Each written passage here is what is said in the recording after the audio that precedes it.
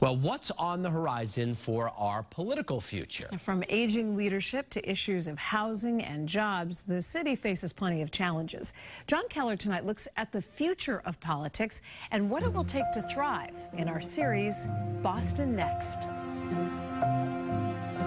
The torch has been passed to a new generation of Americans. It was happening back in the 60s, but in modern-day Massachusetts, not so much. Senator Ed Markey is 71. Senator Elizabeth Warren is 68. The runt of the leadership litter, Governor Charlie Baker, is 61.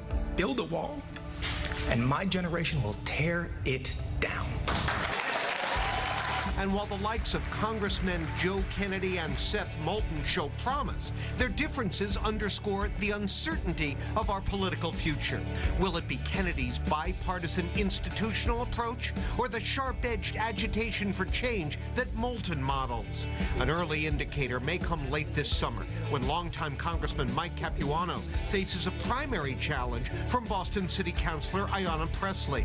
If she wins his seat, she would become the first African-American in 46 years elected to Congress from a state where people of color are 13% of the population, but hold just 8% of elected offices. Is that shortage problematic when Boston has been a majority non-white city since the turn of the century? The biggest issue that we need to deal with, wrestle with, and come to terms with is the level of racism that still exists today. But that's just one of many problems the next generation of leadership will have to navigate.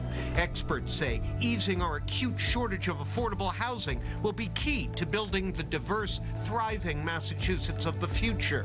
How will we manage the rise of the sharing economy from Uber and Lyft to Airbnb, making room for the new without unleashing excessive disruption and risk? They didn't start the fire, but the torchbearers of the future will have to regulate its heat. And then there's a political problem that transcends generational change. Where will we get the money to spend on education, infrastructure, and other pressing needs? We've handled some major challenges over the past 70 years. The next 70 will be no less challenging. John Keller, WBZ News.